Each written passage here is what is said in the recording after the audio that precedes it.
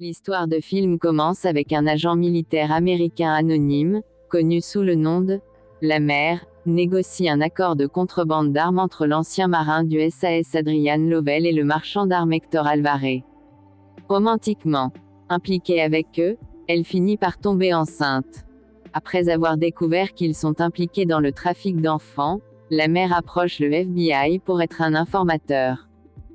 Alors que La Mer est interrogée dans une maison sécurisée par l'agent spécial du FBI William Crew, Lovell attaque la propriété. La mafia attaque, Cruz est blessé par balle et les autres agents du FBI sont tués. La Mer sauve la vie de Cruz et fabrique une bombe à retardement. Lovell la confronte dans la salle de bain et la poignarde avant d'être assommée par l'explosion. Après l'épreuve, La Mer accouche prématurément d'une fille à l'hôpital. Saïk Eleanor Williams informe La Mer que le corps de Lovell avait disparu et que sa fille nouveau-née sera placée dans une famille d'accueil pour être protégée. Comprenant que l'enfant ne sera jamais en sécurité avec elle, elle renonce avec mécontentement aux droits parentaux. La Mer rend visite à Cruz en lui donnant 3 conditions. L'enfant aura une vie aussi ordinaire que possible, elle recevra une photo à chaque anniversaire et l'appellera si elle est en danger. La Mer s'isole ensuite dans une cabane isolée en Alaska pendant les 12 prochaines années, jusqu'à ce que Cruz la contacte pour se rencontrer dans l'Ohio. Cruz l'informe que lorsque l'ATF a arrêté certains des hommes d'Alvarez au Mexique, ils ont trouvé une photo de sa fille, Zoé, suggérant qu'ils sont sur The Mother.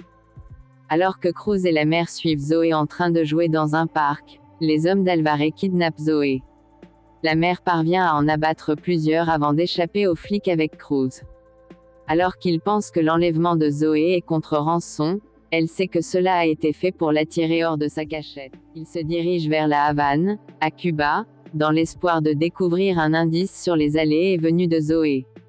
Ils attrapent Tarantula, le lieutenant d'Alvarez, qui révèle qu'elle est détenue chez Alvarez sur la plantation.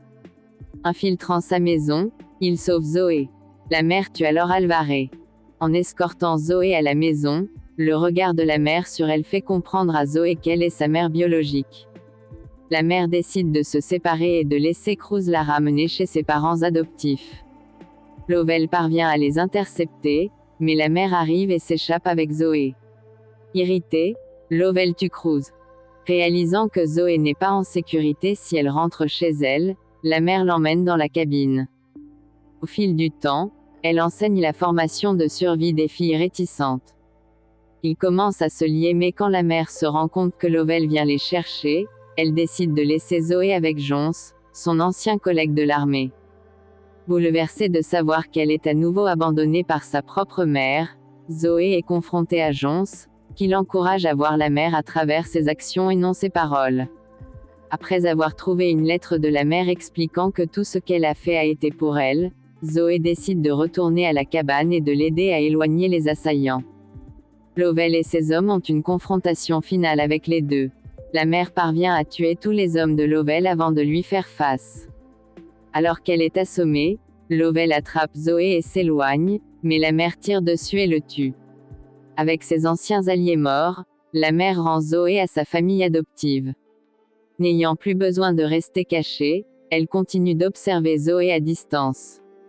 Merci de vous regarder le film, j'espère que vous aimez bien. À plus.